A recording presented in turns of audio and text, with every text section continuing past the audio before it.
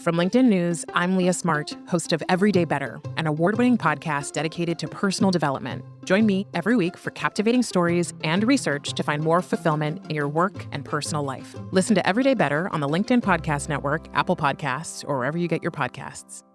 Break language barriers instantly by translating up to 44 languages in real time with the HP AI PC, powered by the Intel Core Ultra processor. With the right tools, work doesn't have to feel like work. Learn more at hp.com/AI PC.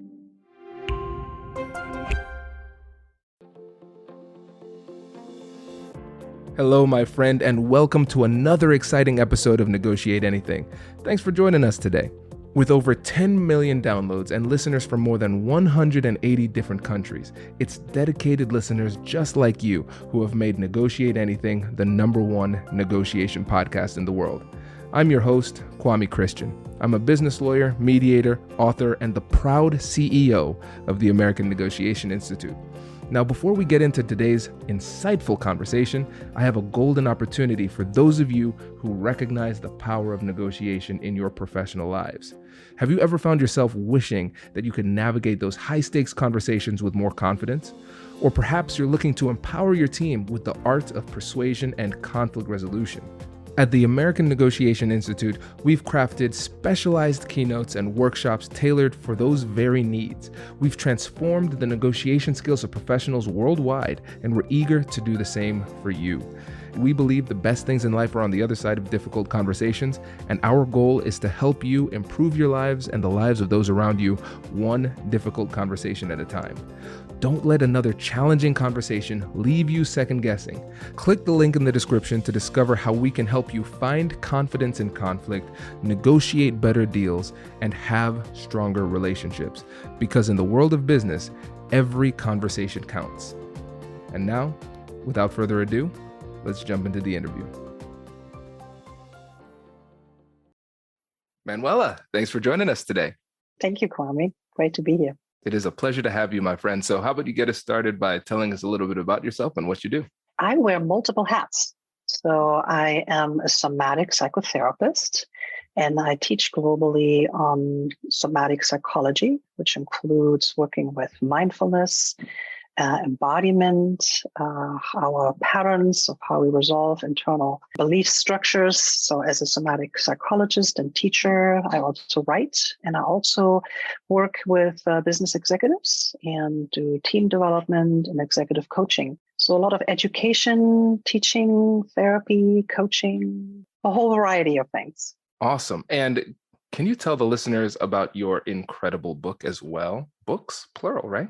Well, yeah, plural. I wrote a book on mindfulness called the 8 Keys to Mindfulness, Practical Mindfulness. And then I also wrote a book on somatic psychotherapy tools, which is geared for people who are therapists or coaches who want to bring somatic psychology into their work, which was really about embodiment.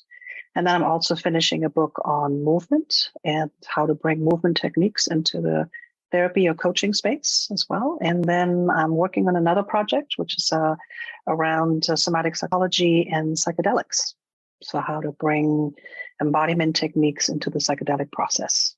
Well, I use audiobook, but I'm not even finished with it, Manuela, because I had to take a second. I said, let me slow this down. But I already have, I'm over halfway through it. And I went on a binge.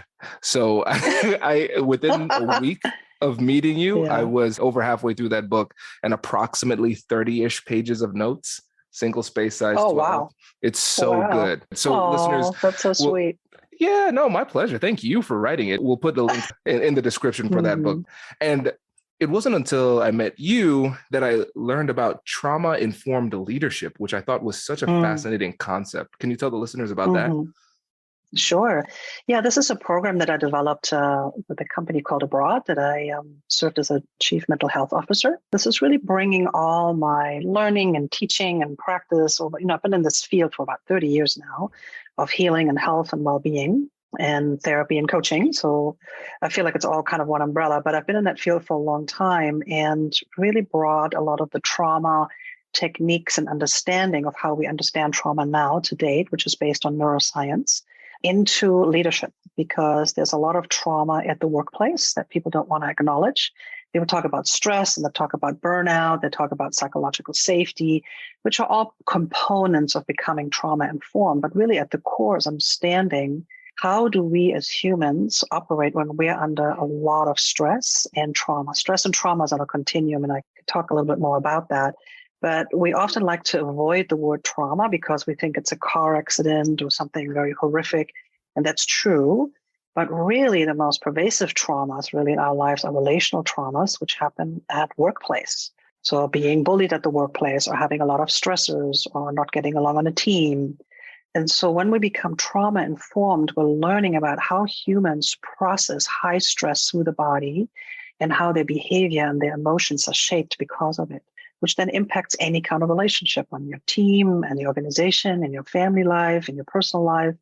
So becoming trauma informed is understanding how we as humans are biological creatures, and we respond to stressors in particular ways.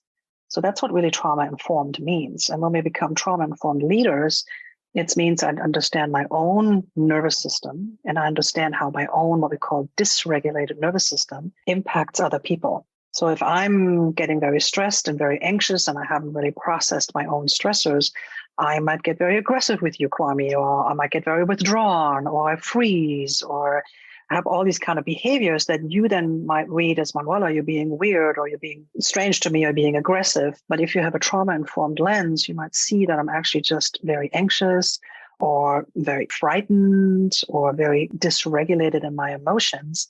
And having that lens then enables you then to say, oh, let me respond compassionately to you. Let me have some understanding. Let me be patient. And so our relationship is a very different quality of interaction and being. And your leadership style improves because of that lens, that understanding. It was a very efficient answer because you've answered all of the 3 questions that I had as follow-ups. So this is great. That's perfect. And I love the answer because it was so thorough, and it helps us to recognize that this isn't something that is soft and woo-woo and out there where it has no validity or practicality. This is something that, yes, just as people, it's better for you to be able to regulate your emotions and have better mental health and stability. Just as people, that's true. But then let's say you're a competitive person who doesn't care about those type of things. This is still beneficial for you because it helps you to be a much better leader. And when we had the opportunity to present in San Diego together, listeners, I love presenting. I love talking. I love speaking. I love talking about this type of stuff. This is interview number 2 out of 3 interviews for today. And I just want more, right? And so this was the first time that I felt like I did not want to speak. And here's why. Because Manuela went up first, and she was dropping so many gems that I said, I don't want to hear this Kwame guy. Can we keep on talking about this? And you're fun to listen to. Thank you.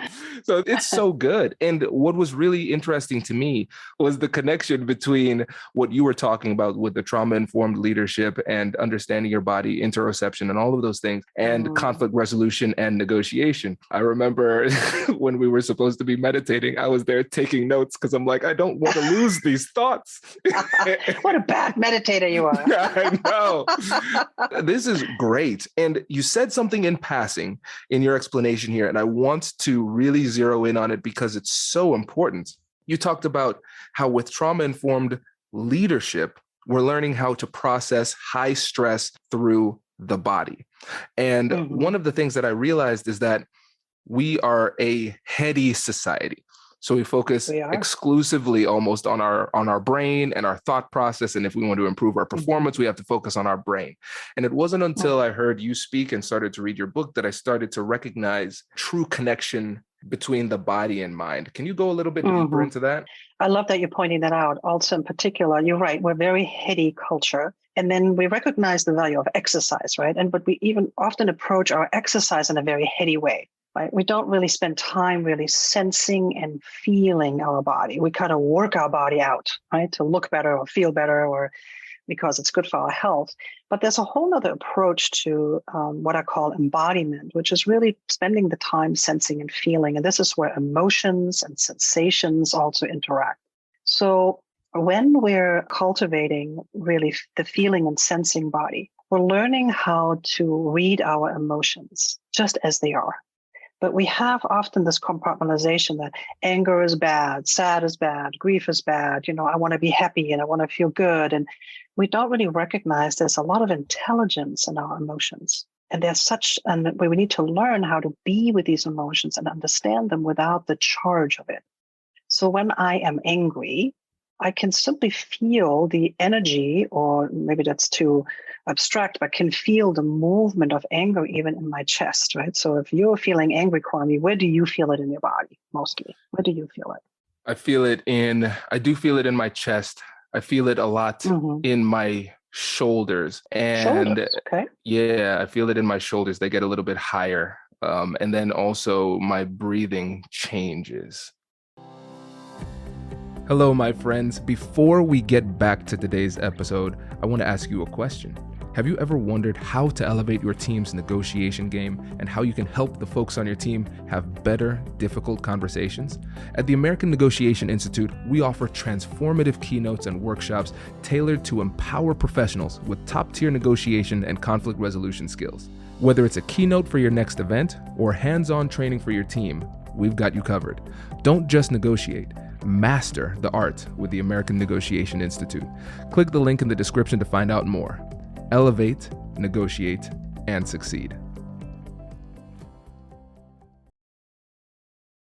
Introducing the HP AI PC, your powerful AI assistant.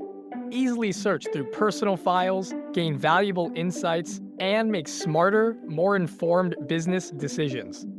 Unlock the future of work today with the HP AI PC, powered by the Intel Core Ultra processor. With the right tools, work doesn't have to feel like work. Learn more at hp.com/AIPC.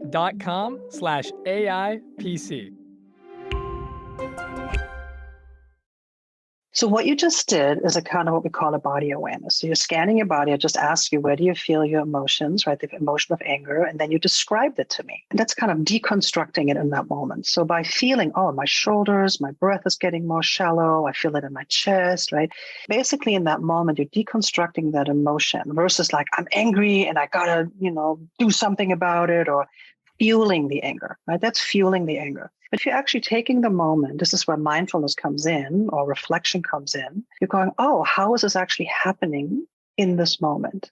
My shoulders, my chest, my mind maybe speeds up. So you're noticing. And by doing that, you're not fueling the anger. You're actually having this moment. You're allowing it to be there. And here's the wonderful thing about it. If you're allowing it to be there, the energy and the charge usually dissipates. I no longer have to go act out the anger. I'm just having it and giving it its due. And then I can go the next step. I can take a breath. I don't need to be angry right now. I can maybe have a little bit more patience. I breathe into my belly. We call that resourcing, right? And that moment I can go, why am I so angry? It got me so riled up here. And now I can have more choices, because the thing about emotions and our trauma moments is they kind of snatch us. They become very involuntary. We don't have consciousness about it, right? So when we have trauma in the past that we haven't processed, it begins to live in our present very strongly. And then we roller coaster with our emotions. I'm angry, I'm sad, go up and down and up and down. And you're kind of becoming tethered to the roller coaster of your emotions, and it feels out of control. So you don't have to be that way, because you can actually go, I have a strong emotion. What's it actually feel like? How do I sense it in my body? And that deconstructing itself and feeling that moment, it's quite magical. It takes out this intensity and the charge. And then I have choices again. It's like, do I really need to yell at this person right now? I don't really need to do that. Where's this anger coming from? Maybe I just need to complain, but I can complain very calmly. I don't have to yell at this waiter right now, right? For not bringing me my food quick enough. I'm being very impatient. What got me impatient? It's not about the waiter. It's what happened to me maybe 5 hours ago at a meeting. So you're beginning to have more of an intelligence of working with your emotions, because anger in itself is not bad. Sadness is not bad. Grief is not bad. All of our emotions are not bad. It's how we relate to it that makes it difficult or challenging. So learning how to be with the discomfort of emotion, learning how to just deconstruct it, learning the language of the body, which is really sensations and feelings, so learning how to be with that is really quite the recipe of understanding our own emotional life, our traumas, and then we become intelligent how we use our own experience going forward. This is really, really interesting because I think when we think about Western society, when we think about solving problems, we solve problems through what we would describe as proactive action. We have to do something. We allocate efforts into addressing the situation. And so a lot of times when people ask me about managing emotions in difficult conversations, first of all, they're focusing on other people. They think they're stable and other people need to chill. That's one thing to explore at a later date. But when they're talking about managing their own emotions, I think a lot of times people are looking for quick fixes, not just how can I manage my emotions, how can I do it quickly, and how can I get to a place of stability so I can perform faster. And so essentially, it's not really honoring the complex nature of emotions, but it's just saying, this is something that I don't want and I'm pushing it down. And I think one of the things that holds people back from understanding themselves on a deeper level and managing their emotions is their desire to get rid of it so quickly. And what you've talked about here is the value in learning how to sit with that emotion, being at peace with that emotion, feeling it and carrying and understanding the message that it carries. And so there requires a mindset shift to even be willing to accept that as a possible alternative to just getting rid of the emotion. Yeah, it requires some training, actually, right? So we need to train because we're often not taught that. And it's uncomfortable. We also need to recognize that emotions are uncomfortable. They should be. They're our alarm system. Right. So there's a reason for that we are feeling uncomfortable. So if you go back to trauma, if you look at it, fight, flight, freeze, and appease, those are kind of the responses that we have to a traumatic situation. We are equipped with those responses in our body that are coupled with emotions in order to survive a threatening situation. Right. So way back when we had to run away from the saber-toothed tiger, it was a really great idea that we froze and the tiger didn't want to eat us, or we ran away and we outran the tiger, or we fought them with all that we got and survived, hopefully, so that we have all these biological defense mechanisms to survive. But when the danger is over, we usually discharge this. So we discharge it through the body, through shaking, through crying, for having emotions, right? And that completes a cycle. So when we experience a high threat situation, we discharge it. And when we have safety, here's the problem. When we don't have safety, when we're not in a safe environment, then we cannot discharge those experiences in our body. And then they begin to live or stay in the body as memory. And sometimes memory without content. They become memory in terms of pattern in the body, tensions in the body. Often we don't understand quite what it's connected to, but they become then habits and patterns. So, and then when we're later on, we're no longer in that threat, but maybe we're in a social situation where somebody is emotionally hostile, or we're getting shunned, or we don't feel like we belong, or all those very core emotions of humans, those feelings in the body get triggered again. And now I'm behaving as if I'm running away from the tiger, the saber-toothed tiger. So the body remembers how it felt to be under threat. But I'm in a social situation, or I'm on a team, or in an organization, or in my relationship, right? But I'm behaving as if I'm under threat. Listeners, when you have the opportunity to speak to incredible authors, what's funny is that you might speak to the author and then it reminds you of a story that you heard. And then you remember that story that you heard was in the book that they wrote. Which story did you remember? I was thinking about the story in the book where you talked about the woman who was had that fear of basements. Do you remember the story? Yeah. Actually, I was going to tell the story. Maybe it makes more sense for you to tell the story because you read it just recently. Go ahead. Okay. I am glad I'm not the only person who does this, because sometimes people quote my work to myself. I'm like, wow, that's really good. Who said that? They're like, that was your book. Did you write it? I was under trauma. I'm trying to forget that experience of writing a book. But anyways, yes. So the story goes, this woman, she would have really strong feelings of anxiety whenever she would smell mold or was in like a dark, damp type of area or a dark place. And it was kind of like an irrational level of discomfort that she was feeling, never really understood why. And it turned out that when she was a toddler, maybe 2, 3, 4 years old, she had an experience where she was being watched by her grandfather, who fell down the stairs in the basement, and there was nobody else around. And so she was by herself. And so she just had to be with her grandfather as her grandfather slowly died as a baby. She couldn't do anything about it. And it didn't really create a crystallized memory that she could truly access mentally. But it's like you said, the body remembered it. And so whenever she was in a circumstance or in a place that reminded her of a basement, her body would respond with that trauma response, but she never fully understood why until she was made aware of that story. Right, until she processed in therapy. Part of it is that the olfactory sense is the oldest and is the one that also alerts us the first to any kind of danger. So smells, that's why we're often, triggered by smells. And then sound also, they're part of our ancient neurological system.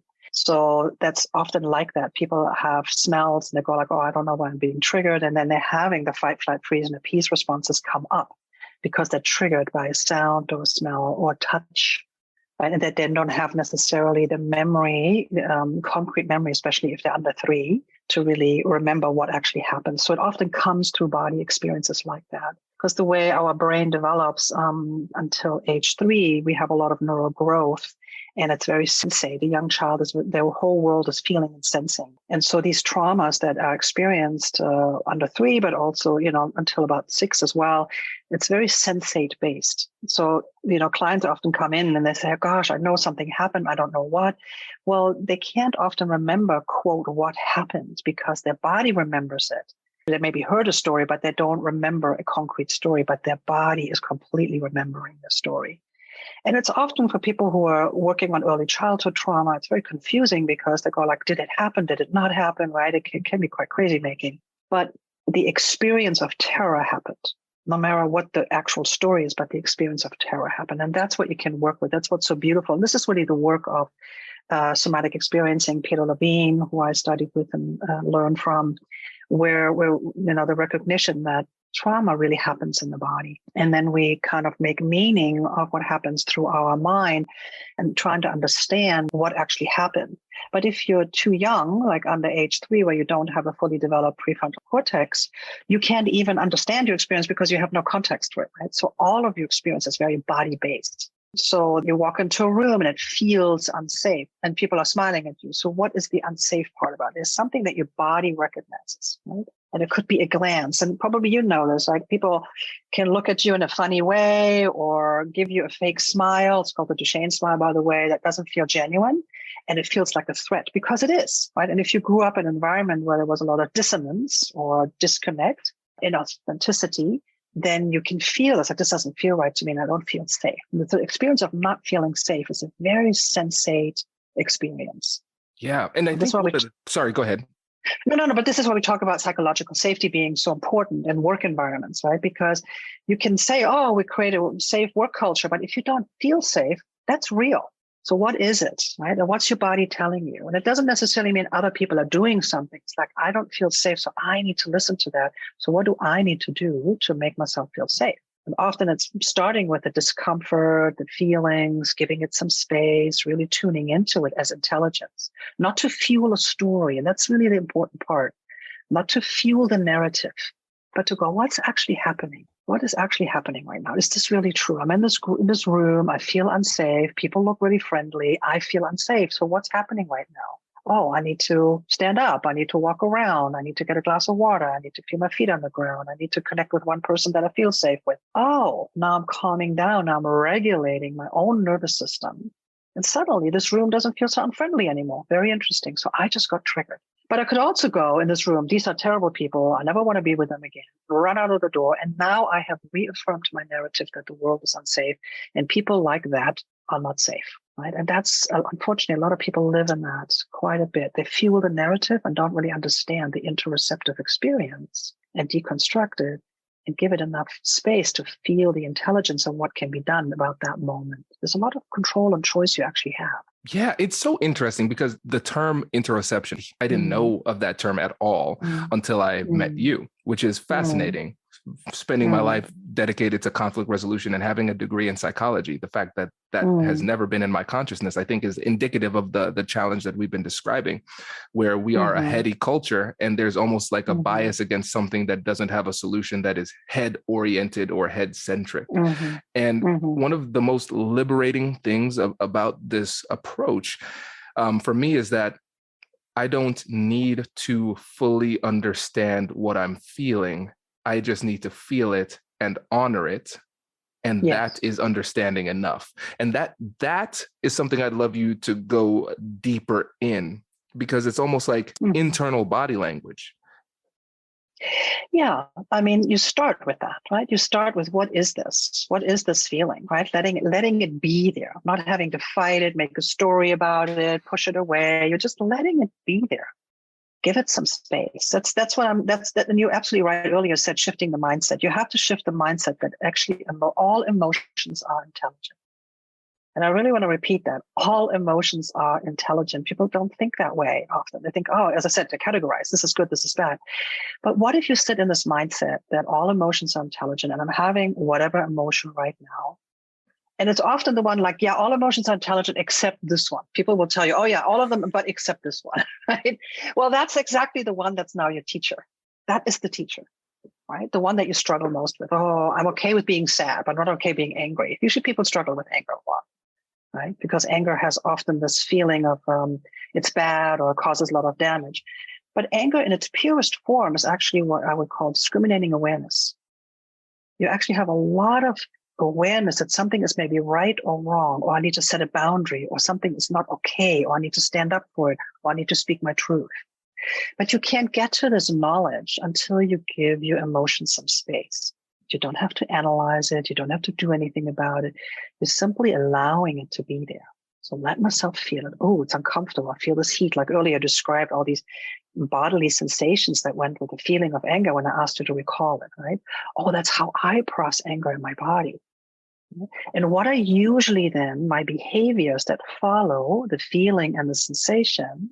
Do I lash out? Do I yell at people? Do I get passive aggressive? What are some of my repertoire of how I discharge or offload my anger?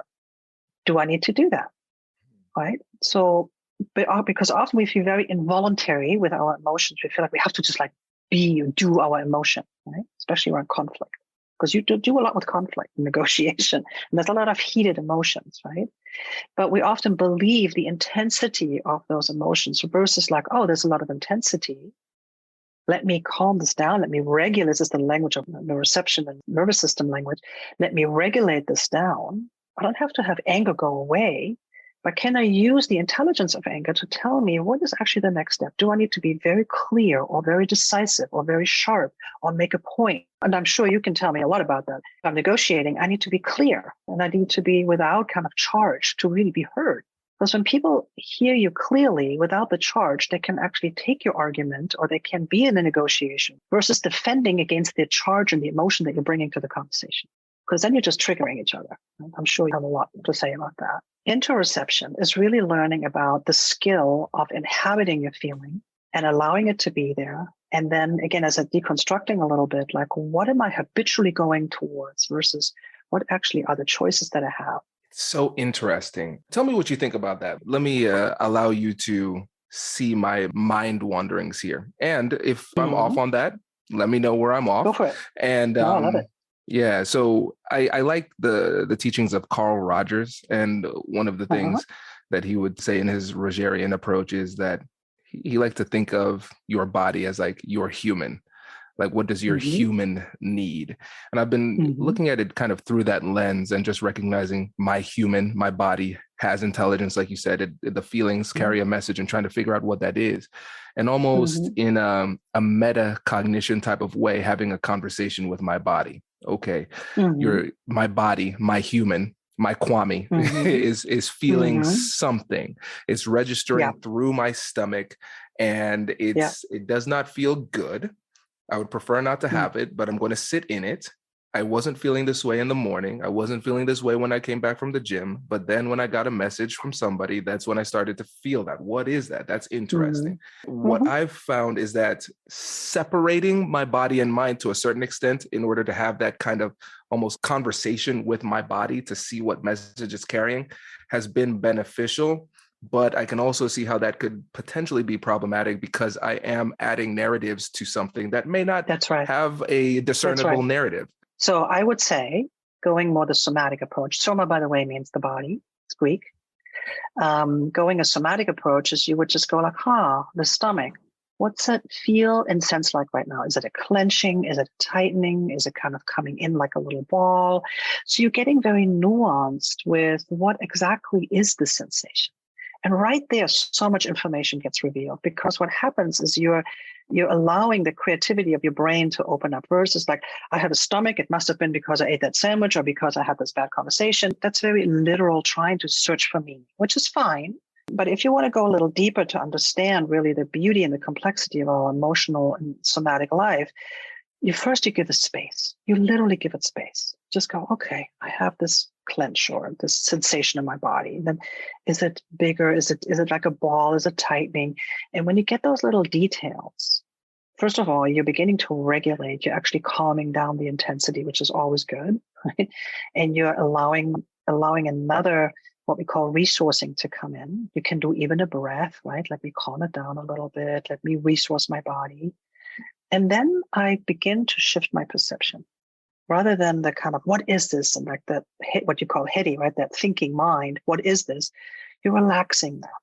And then you go like, what's the sensation now? Wow, it feels I feel vulnerable. Oh my God, I didn't realize. I feel like weeping. But you don't get there. Usually to the more tender feelings, usually vulnerability or shame or some kind of sensitivity, we don't get there because we're so defended most of the time. But we get there when we give it a little bit of space and we have this kind approach to the body. The body wants to be invited, not told what to do. If you really want to work with your body mind, you want to invite the body and not like, tell me now, what is it? You don't want to have this conversation with the body. The body goes, no. I give you more tension.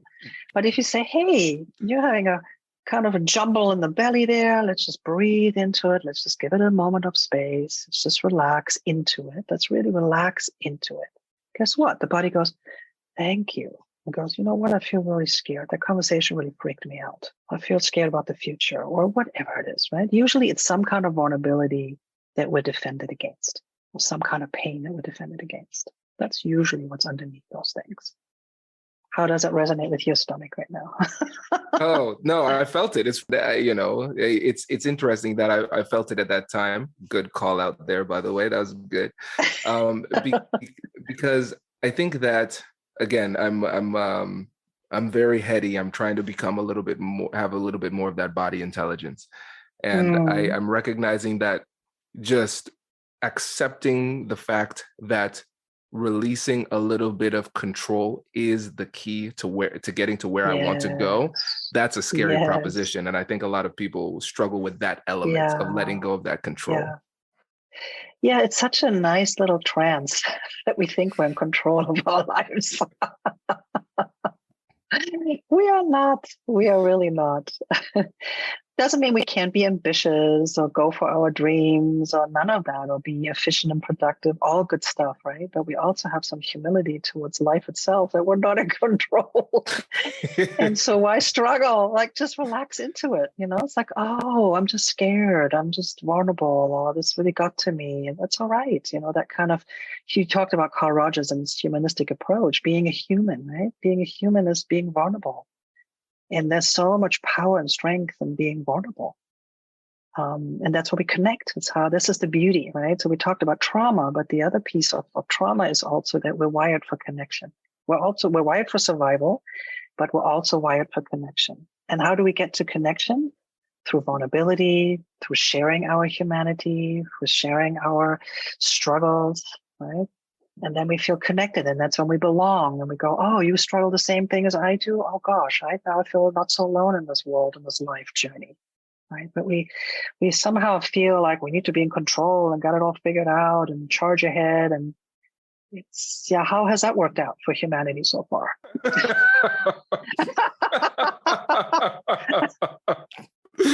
Oh, funny. Yeah, I see some flaws in that approach. Right. It is. It makes things harder. And then, the truth is we're all vulnerable beings on this planet. And we all want the same thing. We want to be thriving and productive and connecting and have contentment. And I avoid the word happy because that's short-lived, but we want contentment and right. But we all want the same thing. Oh, this is so good. And listeners, now you can see why I love hanging out with Manuela and talking to Manuela all the time. This is great. Well, Manuela, I appreciate this. It was another masterclass for me, and I know the listeners got a lot out of it too. But before you go, let the listeners know about how they can get in touch with you and about your work. Yeah, through our institute called Embodywise.com. So we teach courses in somatic psychology and a body of work called Kwame. It's a mindfulness-based psychotherapy that we teach, and we teach all kinds of different classes and workshops. But through Embodywise, you can reach me. Appreciate it, Manuela. Thanks for coming on the show. Thank you so much, Kwame. Thanks for having me. Congratulations! You've just joined an elite club. By listening to a full episode, you're now officially on the Negotiate Anything team. So welcome aboard. What most team members do is they subscribe to the podcast because that allows them to automatically get the latest episodes of the show. The best things in life lie on the other side of difficult conversations. Keep learning, keep practicing, and keep getting better. Your relationships will improve, your career will soar, and you'll have the confidence you need to get the most out of these crucial conversations. Again, thank you for joining the team. We're excited to have you, and I will see you in the next episode. I'll catch you later.